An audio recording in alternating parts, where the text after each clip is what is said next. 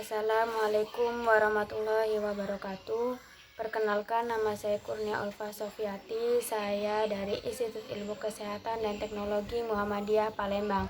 Saya di sini akan menjelaskan laporan pendahuluan saya tentang cedera kepala. Cedera kepala adalah trauma. Cedera kepala adalah gangguan fungsi normal otak karena trauma trompul maupun trauma tajam, defisit neurologis yang karena substansi alba, iskemia, kemudian dan pengaruh massa hemoragik, serta edema cerebral sekitar jaringan otak.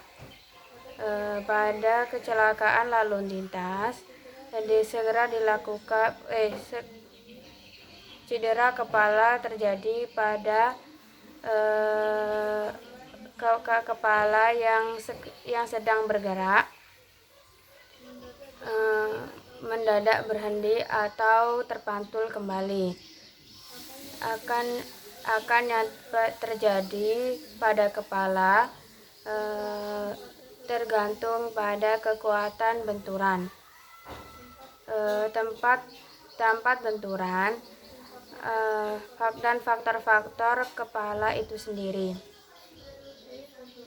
Gaya benturan dapat menimbulkan distorsi otak, tengkorak, gerakan otak yang lurus atau memutar di dalam rongga tengkorak, dan akibat bermacam-macam. Etiologi atau penyebab dari cedera otak yang pertama yaitu kecelakaan jatuh, kemudian kecelakaan perkendaraan bermotor atau sepeda ataupun mobil. Yang kedua yaitu kecelakaan pada saat olahraga dan pada anak dengan ketergantungan. Yang ketiga yaitu cedera akibat kekerasan. Yang keempat, benda tumpul. Kerusakan terjadi hanya pada daerah yang dapat merusak atau merobek kaput otak. Kelima yaitu kerusakan yang menyebar karena kekuatan benturan, biasanya lebih berat sifatnya. Ketujuh yaitu benda tajam. Kerusakan terjadi yang terbatas, hanya terbatas pada daerah telinga, di mana dapat merobek otak, misalnya tertembak peluru ataupun benda tajam. Anatomi dan fisiologi dari cedera kepala. Sistem persarapan terdiri dari otak, spina spinalis, kemudian dan saraf dan saraf perifer. Satu yaitu yang pertama ada otak. Otak dibagi menjadi 3 bagian besar. Yang pertama yaitu cerebellum dan batang otak. Batang otak dilindungi oleh tulang tengkorak dari cedera. Kemudian 4 tulang yang berhubungan itu akan membentuk 4 bagian, yaitu surang frontal, parietal, temporal, dan oksipital. Yang kedua yaitu meningen atau lapisan dalam otak. Bagian bawah tengkorak dan medula spinalis ditutupi oleh 3 membran atau meningen. Komposisi meningen terdiri dari jaringan serabut dan penghubung. Serabut penghubung yaitu berfungsi untuk melindungi, mendukung, dan memelihara otak. Meningen terdiri dari 2 meter, durameter araknoid, dan diameter. Durameter adalah lapisan paling luar yang menutupi otak dan medula spinalis. Durameter merupakan selaput yang berwarna abu-abu yang bersifat liat, tebal, dan tidak elastis. Araknoid merupakan membran bagian tengah yang tipis dan lembut yang menyerupai sarang laba-laba. Membran ini berwarna putih dan karena tidak dialiri aliran darah. Pada dinding araknoid terdapat plexus sphenoid yang memproduksi cairan cerebrum spinal atau CFS. Pada orang dewasa jumlah cairan cerebrum CSS normal yaitu 500 ml per hari, dan sebanyak 100 ml diabsorpsi oleh villi. Diameter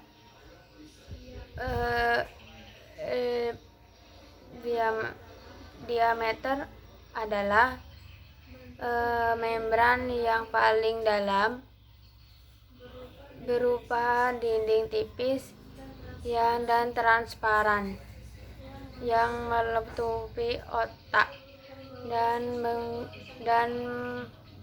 melapisi seluruh lapisan otak. 3. Cerebrum. Cerebrum adalah bagian paling besar dari otak yang terdiri dari 2 hemisfer dan dihubungkan oleh disambungkan oleh substansi submabel alba yang disebut dengan korpus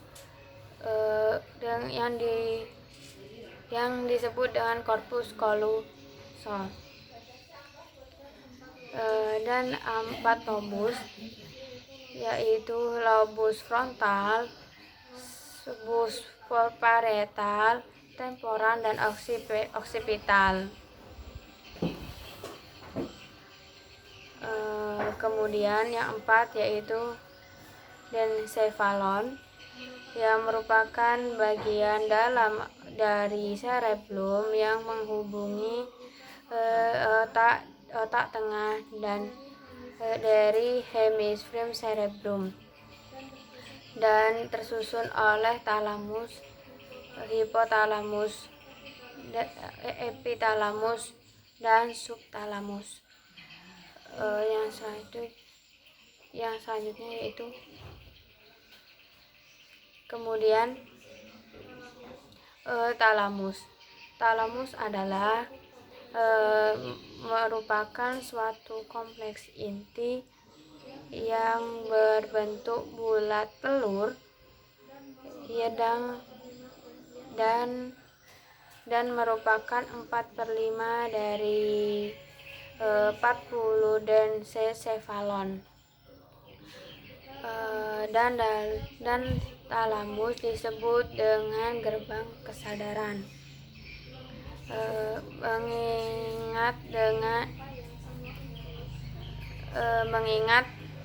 mengingat fungsi sebagai stasiun penyampaian impuls atau rangsangan yang masuk sebelum masuk ke korteks cerebri. 6. Hipotalamus yaitu bagian yang meluas ke bawah sebagai kelenjar yang terletak di dalam silatur sikasiloid. 7. Epitalamus merupakan bagian yang terletak di posterior ventricle 3, menghasilkan hormon melatonin yang mempengaruhi modulasi bangun tidur. 8. Subtalamus merupakan bagian dari densefalon yang terletak di antara talamus dan hipotalamus. Subtalamus berkaitan dengan substansi dalam pergerakan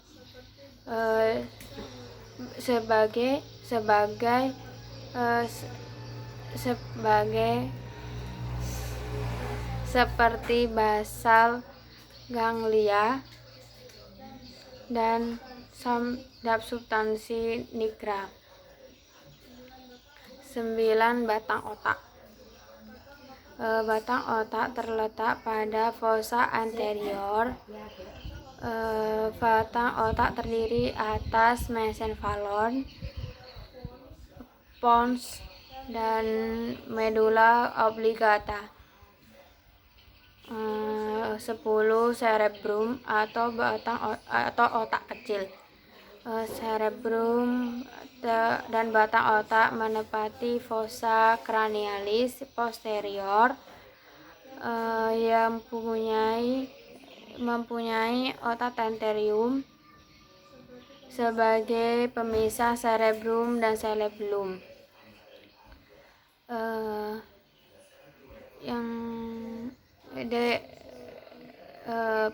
Yang selanjutnya yaitu ada patofisiologi. Cedera kepala terjadi karena trauma tajam atau tumpul seperti terjatuh, dipukul, kecelakaan, dan trauma saat lahir yang dapat mengenai kepala dan otak sehingga mengakibatkan terjadinya gangguan pada fungsi otak dan seluruh sistem tubuh. Bila trauma mengenai ekstrakranial akan dapat menyebabkan adanya laserasi pada kulit kepala dan pembuluh darah sehingga terjadi pendarahan. Apabila terjadi pendarahan terus-menerus dapat menyebabkan terjadinya pergangguan aliran darah sehingga terjadi hipoksia. Akibat hipoksia ini otak mengalami edema cerebri dan peningkatan volume darah pada otak sehingga tekanan intrakranial akan meningkat Namun trauma akan mengenai batang otak akan menyebabkan fraktur yang dapat menyebabkan desakan pada otak dan pendarahan pada otak. Kondisi ini dapat menyebabkan cedera intrakranial sehingga dapat meningkatkan intrakranial dan dapat intrakranial antara lain dampak kranial antara lain terjadi kerusakan jaringan otak dan bahkan bisa terjadi susunan saraf kranial terutama motorik yang mengakibatkan terjadinya gangguan dalam mobilitas Broding and pathway. Cedera kepala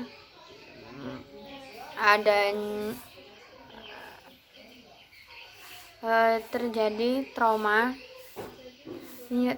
terjadi benturan kepala menyebabkan trauma kepala, mengakibatkan aserasi atau dan mengakibatkan trauma jaringan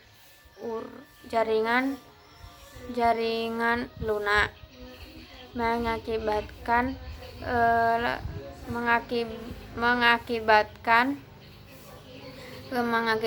rusaknya jaringan kepala sehingga timbul luka terbuka dan timbul resiko infeksi. Trauma akibat akselerasi atau akselerasi dapat mengakibatkan robekan, distorsi, dan menimbulkan jaringan sekitar tertekan yang timbul masalah nyeri akut. Trauma akibat akselerasi atau laserasi menyebabkan cedera jaringan dan menimbulkan hematoma dan terjadi perubahan cairan intra dan ekstra atau edema sehingga mengakibatkan intrakranial meningkat dan aliran darah menurun dan menyebabkan masalah perubahan perfusi jaringan serebral. Terjadi perubahan perfusi jaringan serebral merangsang hipotalamus, mengakibatkan hipotalamus terfiksasi dan terjadi produksi ADH dan aldosterone, menimbulkan retensi H2O atau natrium dan hidrogen, dan timbul masalah gangguan keseimbangan cairan dan elektrolit. Terjadi perubahan perfusi jaringan serebral, merangsang interior hipofisis dan mengeluarkan steroid dan adrenal. Terjadi sekresi HCl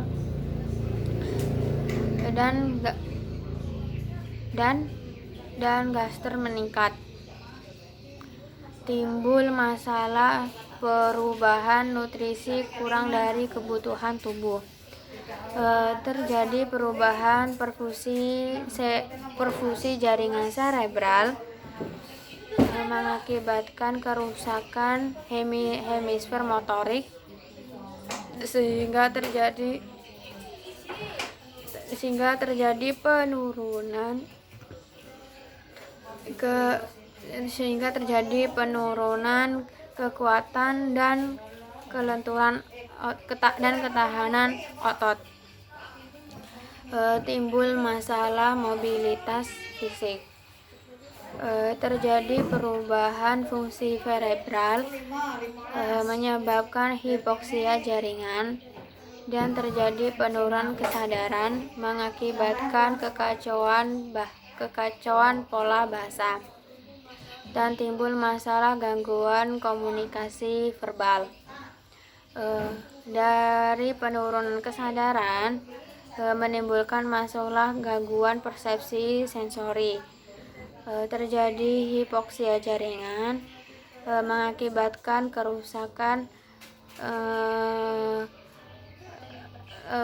menyebabkan kerusakan pertukaran gas dan pernafasan menjadi dangkal, dan timbul masalah pola nafas tidak efektif.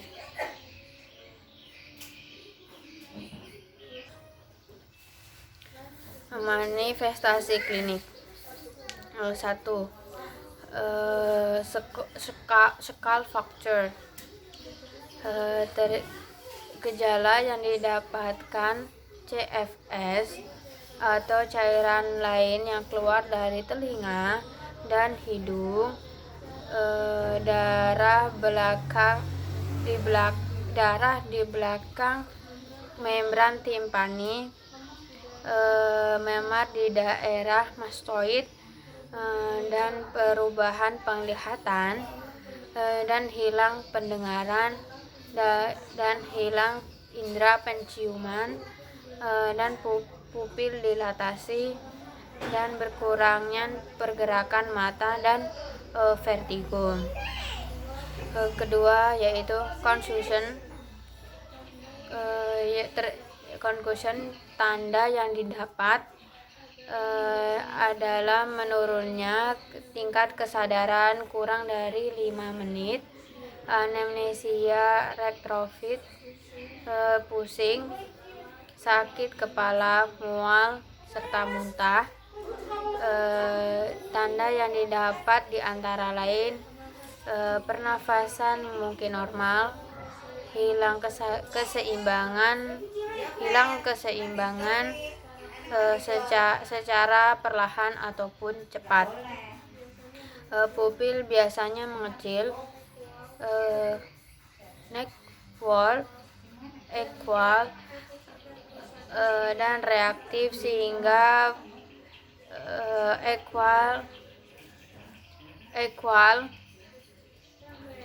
dan reaktif jika kerusakan sampai batang otak bagian atas saraf kranial. Ketiga, dapat menyebabkan keabnormalan pupil. Selanjutnya yaitu klasifikasi. Yang pertama yaitu cedera dibagi 2 kelompok berdasarkan nilai GCS. Yang pertama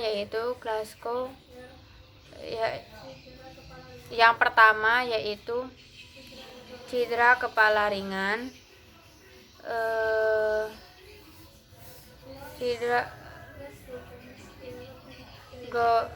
GCS lebih dari 3, terjadi kelainan pada CT scan otak, tidak memerlukan tindakan operasi, dan lama dirawat di rumah sakit lebih dari 48 jam. Kedua yaitu cedera kepala sedang, GCS 9-13. Ditemukan kelainan pada CT scan otak, diperlukan tindakan operasi untuk tindakan intrakranial, dirawat di rumah sakit lebih dari 48 jam.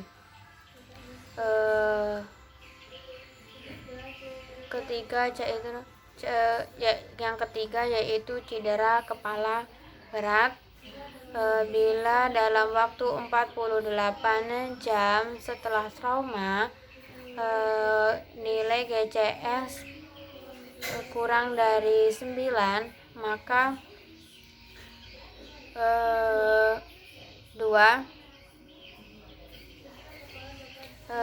Cedera kepala dapat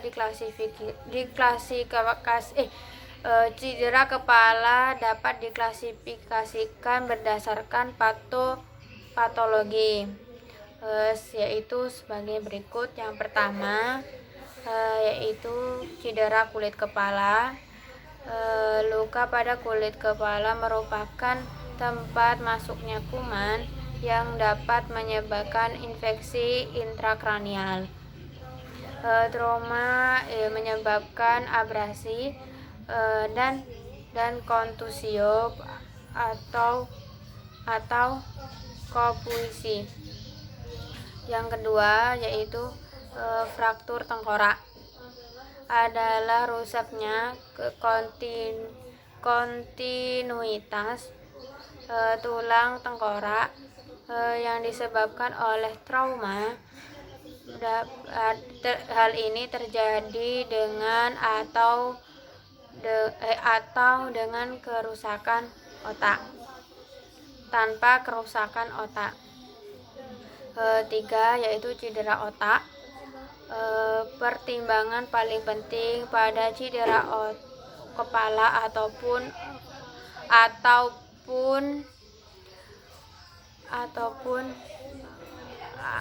manapun adalah apakah otak tengah atau tidak mengalami cedera. Cedera minor dapat menyebabkan kerusakan otak bermakna. Keempat yaitu commotion cerebri, yaitu cedera kepala ringan. Setelah cedera kepala ringan akan terjadi kehilangan fungsi neurologis sementara dan tanpa kerusakan struktur. 5 yaitu contusius cerebri, yaitu cedera kepala berat. Contusius cerebri atau cedera berat merupakan cedera kepala berat di mana otak mengalami memar dan kemungkinan adanya daerah yang mengalami perdarahan. Gejala yang akan timbul lebih khas yaitu kelainan terbaring, kehilangan gerakan, denyut nadi lemah, pernapasan dangkal, kulit dingin dan pucat. Keenam, hemoragik intrakranial, pengumpulan darah atau hematoma yang terjadi di dalam kubah kranial adalah akibat yang serius dari hemoragik kepala. Penimbunan darah pada epidural, subdural atau intracerebral tergantung pada lokasinya. 7. Hematoma epidural. Setelah cedera kepala, darah akan berkumpul di epidural atau ekstradural, di antaranya kontak dan tulang di antara tengkorak dan durameter. Keadaan ini diakibatkan karena terjadinya fraktur tulang tengkorak yang menyebabkan arteri meninggal, putus atau rusak. Laserasi ataupun laserasi. Kedalaman yang selanjutnya yaitu hematoma struktural adalah perkumpulan darah pada ruang di antara dura metal dan dasar otak, yang pada keadaan normal diisi oleh cairan, disebabkan karena trauma, tetapi juga terjadi karena kecenderungan pendarahan yang serius dan naurisme. Yang selanjutnya yaitu hemorrhagic cerebral. Biasanya terjadi cedera kepala di mana tekanan mendesak ke kepala sampai ke daerah kecil. Cedera akibat peluru atau tumpul.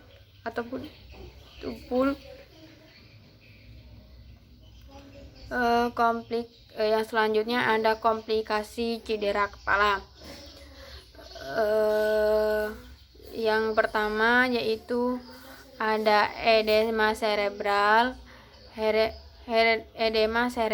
dan herniasi. Edema cerebral adalah penyebab paling umum terjadi peningkatan TIK atau tekanan intrakranial pada pasien yang mendapat cedera kepala. Puncak terjadi pembengkakan kira sekitar 72 jam setelah cedera. Yang selanjutnya yaitu defisit neurologis atau psikologis. Yang selanjutnya yaitu ada komplikasi lain secara traumatik. Yang pertama ada infeksi sistemik.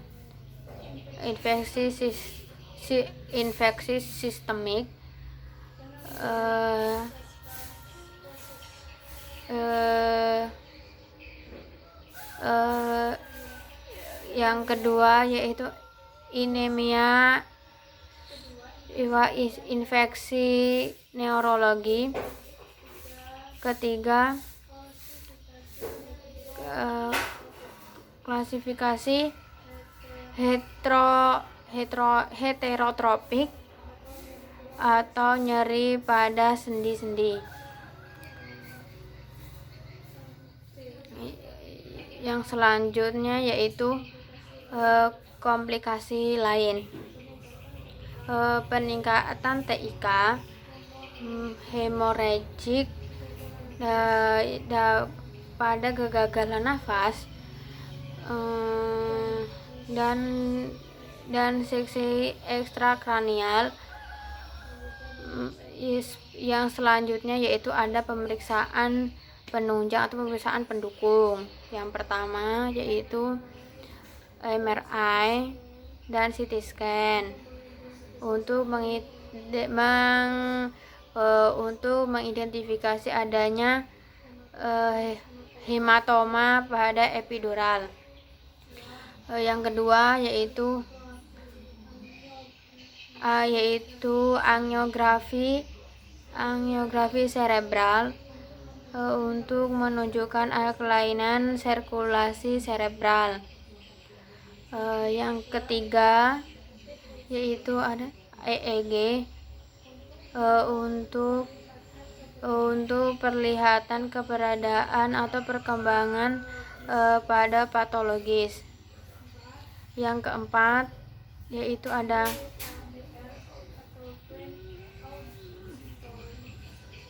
brain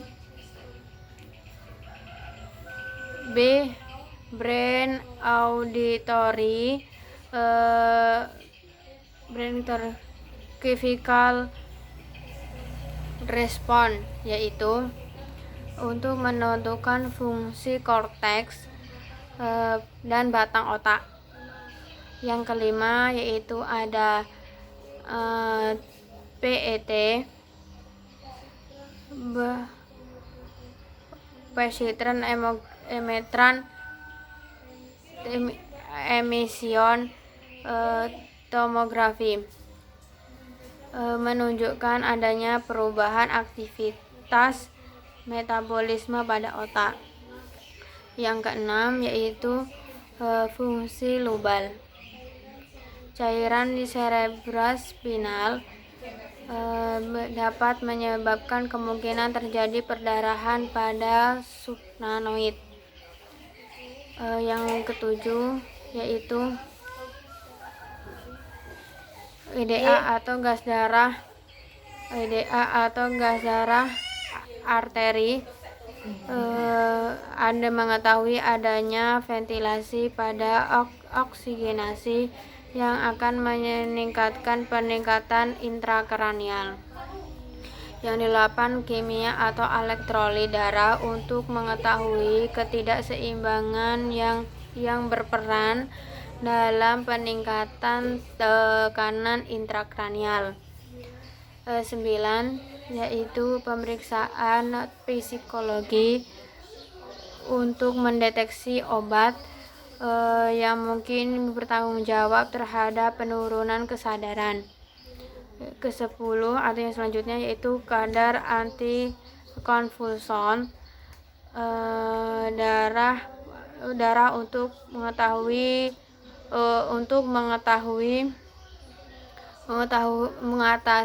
mengatasi antara lain. Yang pertama yaitu penata laksanaan. Satu,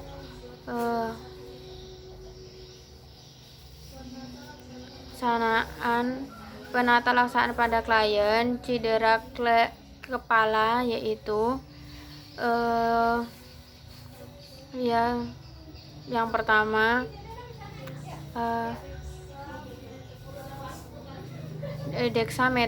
dexamethasone atau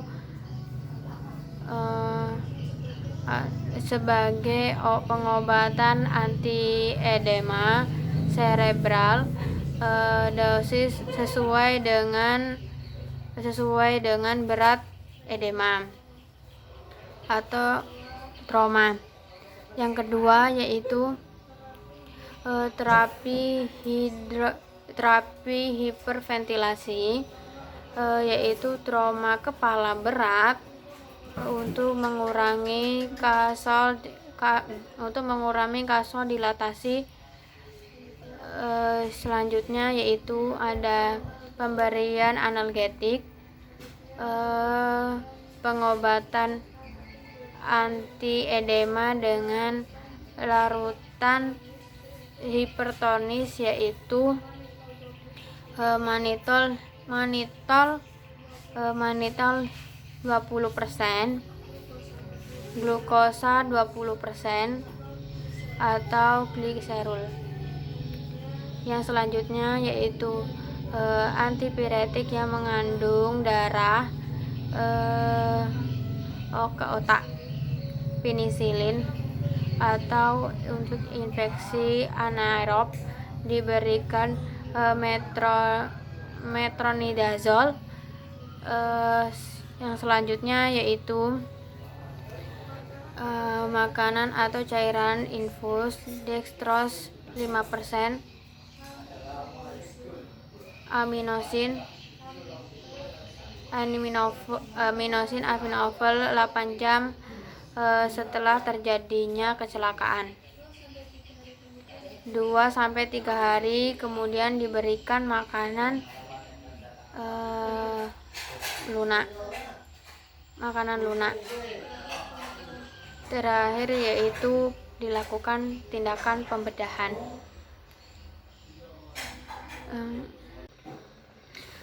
Asuhan keperawatan yang pertama itu ada pengkajian, yaitu mengidentifikasi identitas klien.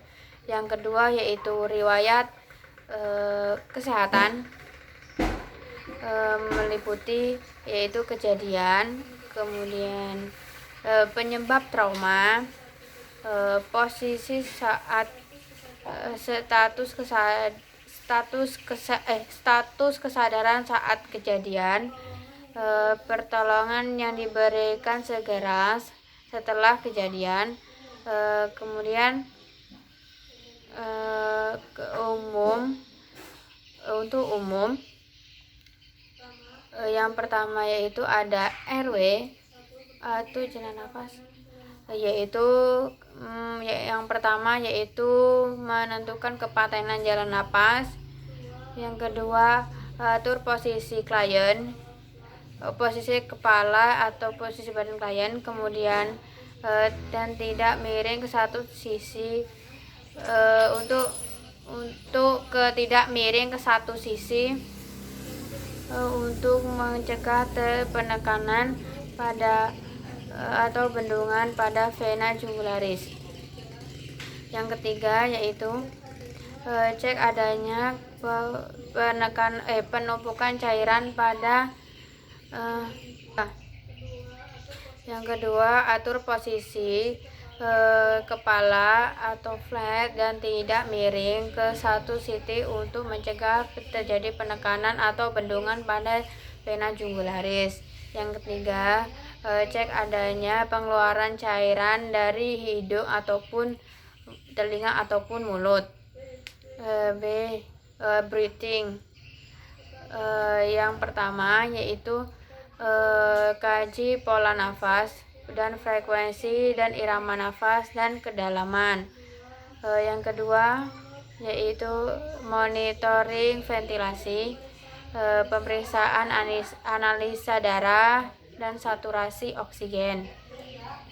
Yang C, circulation, yaitu pertama kaji pola nafas, frekuensi, irama nafas, kedalaman, dan kedua monitor ventilasi, kemudian pemeriksaan analisa gas darah dan saturasi oksigen. Memang wae kitrahna popo. Circulation ya, yang pertama kaji keadaan perfusi jaringan perifer, kemudian monitoring tingkat kesadaran atau GCS, periksa pupil, kemudian ukuran refleks dan refleks terhadap cahaya. Yang ketiga yaitu monitor tanda-tanda vital. Keempat, pemberian cairan dan elektrolit. 5, monitoring intake dan output khusus. Yang pertama yaitu konservatif, yaitu pemberian klinikal monitor atau gliseril, furosemide, pemberian steroid. Yang kedua yaitu operatif, tindakan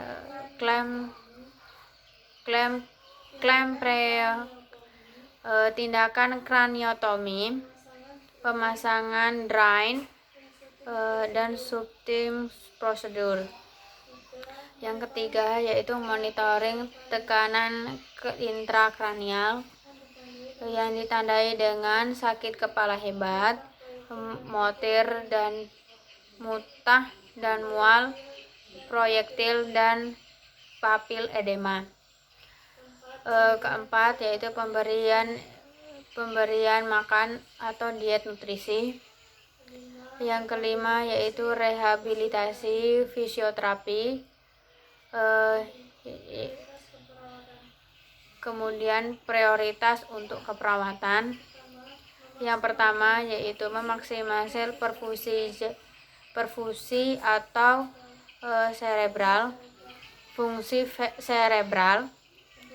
Yang kedua yaitu mencegah meminimalisir komplikasi. Yang ketiga, mengoptimalkan fungsi otak atau mengembalikan keadaan sebelum trauma. Keempat, meningkatkan coping individu dan keluarga. Kelima yaitu berikan informasi dan selanjutnya yaitu ada pemeriksaan fisik. Yang pertama yaitu sistem respirasi, terdiri dari suara nafas, pola nafas, push, small, sense, move,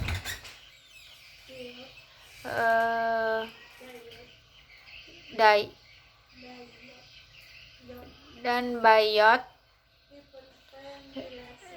hiperventilasi, ataksik, nafas berbunyi stridor, tersedak, rongki, dan mengipositis, dan mungkin terjadi karena aspirasi. Yang kedua yaitu kardiovaskular, pengaruh pendarahan atau tekanan intrakranial atau TIK. Ketiga, pengampuan komunikasi,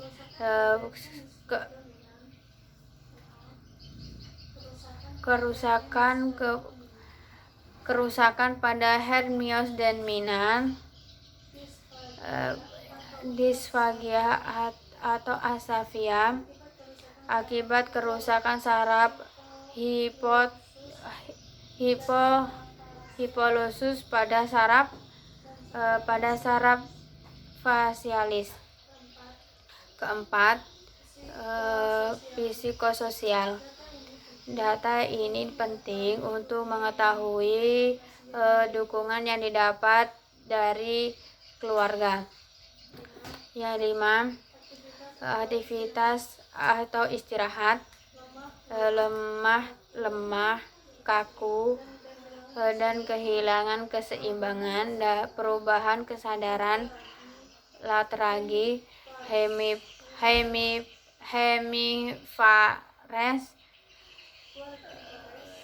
quadripares,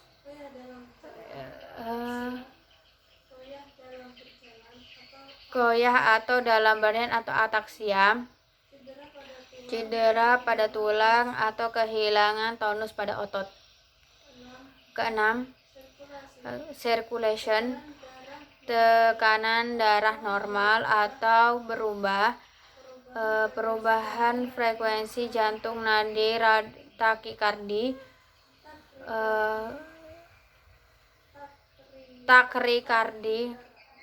takikardi, dan aritmia.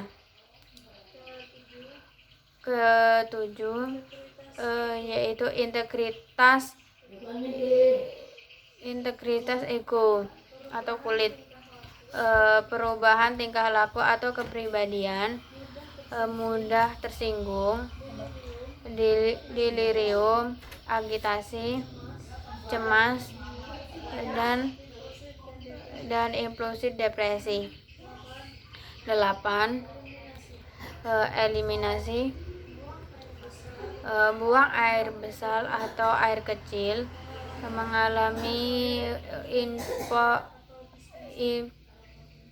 mengalami inkontinensia atau disfungsi. 9, yaitu makanan atau cairan, mual, muntah, perubahan selera makan, dan gangguan menelan. Ke-10 yaitu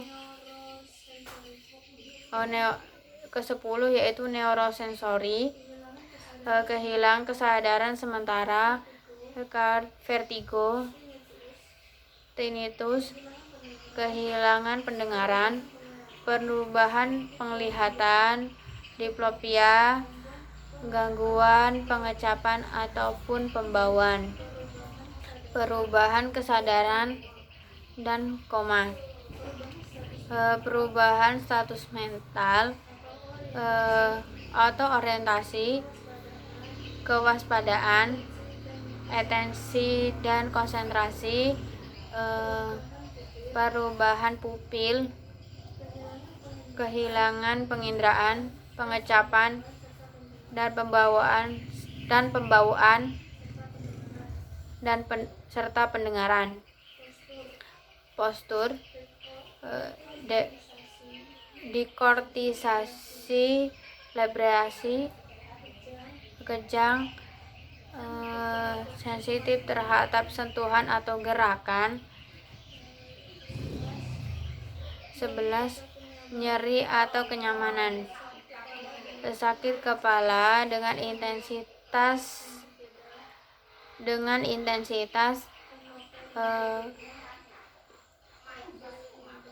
loka yang berbeda, wajah menyeringai, merintih, respon menarik dengan pada respon nyeri pada rangsang nyeri yang hebat dan gelisah. 12. Keamanan,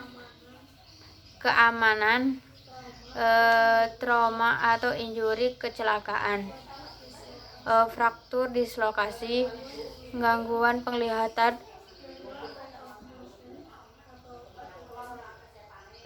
gangguan ROM atau roll emotion, tonus otot hilang, kemudian kekuatan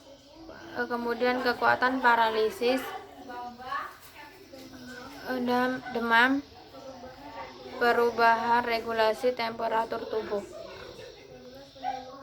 13. Yaitu penyuluhan pembelajaran, riwayat penggunaan alkohol atau penggunaan riwayat obat-obat terlarang. Kedua, diagnosa keperawatan. Yang pertama yaitu perubahan perfusi jaringan serebral berhubungan dengan edema serebral dan peningkatan tekanan intrakranial. Yang kedua yaitu pola nafas tidak efektif berhubungan dengan gangguan neurologi atau trauma kepala. Yang ketiga yaitu gangguan keseimbangan cairan atau elektrolit berhubungan dengan pengeluaran urin dan elektrolit meningkat. Keempat, nyeri akut berhubungan dengan cedera fisik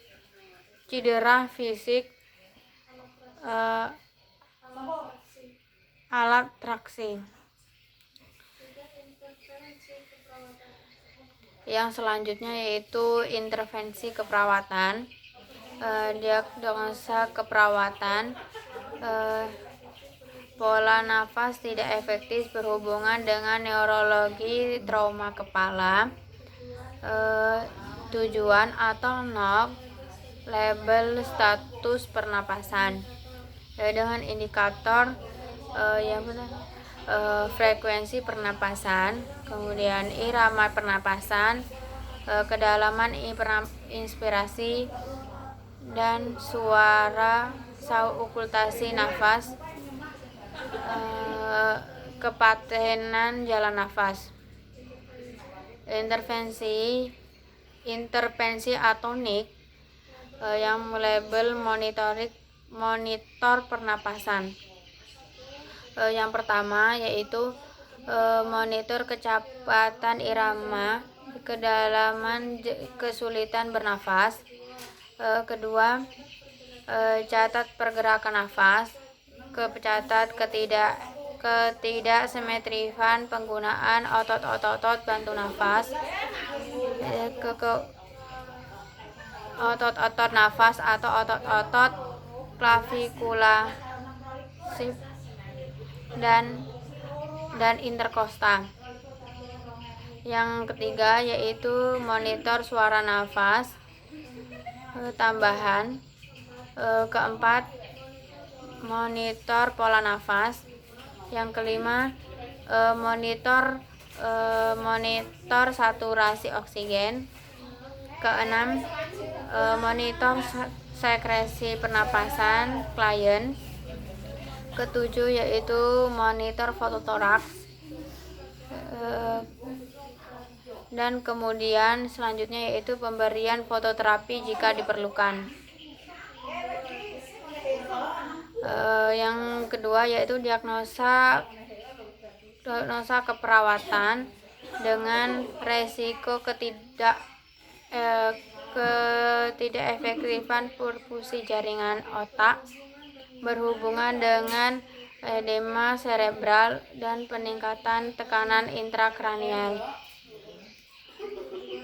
Yang pertama yaitu ada tujuan, yaitu dengan label pulsi jaringan cerebral. Indikator tekanan intrakranial, tekanan sistolik, tekanan darah distolik,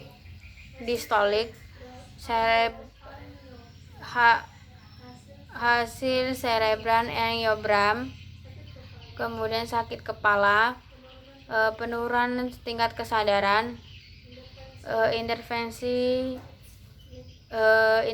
atau NIC dengan label monitor pernapasan intervensi monitor tekanan intrakranial. Yang pertama yaitu rekam pembacaan TIK atau tekanan intrakranial. Kedua yaitu monitor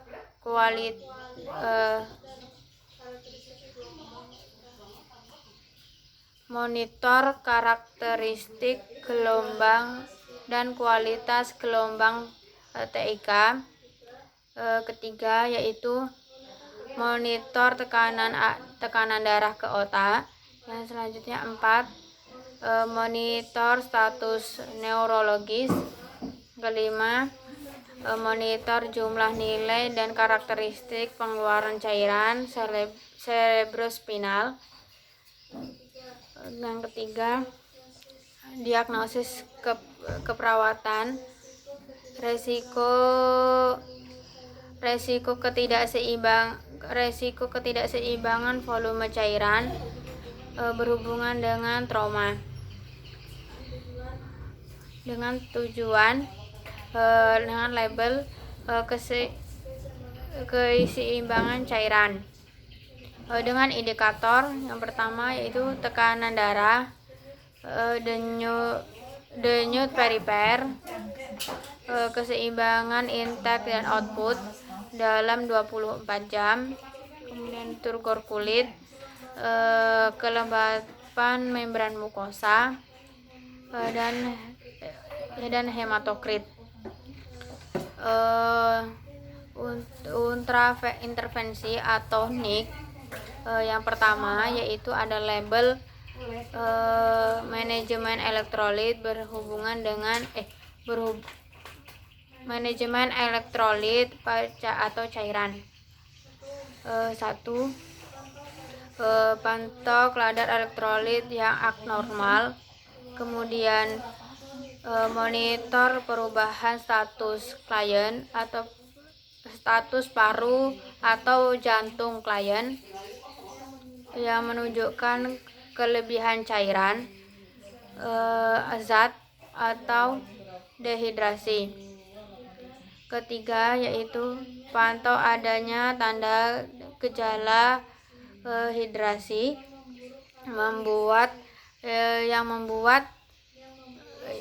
yang memburuk atau hidrasi, misalnya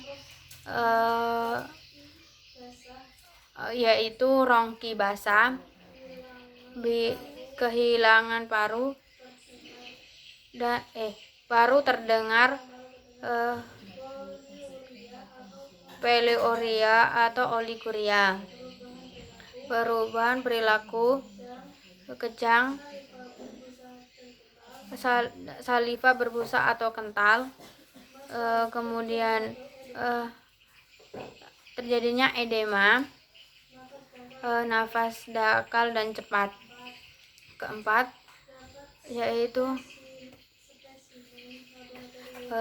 yaitu spesimen laboratorium untuk memantau perubahan cairan atau elektrolit. Yang kelima yaitu pantau berat badan harian dan pantau adanya gejala. Keenam yaitu berikan cairan yang sesuai. Yang ketujuh, ketingkatkan intake atau cairan per oral. Terima kasih, mungkin itu saja video yang dapat saya jelaskan mengenai cedera kepala. Terima kasih. Wassalamualaikum warahmatullahi wabarakatuh.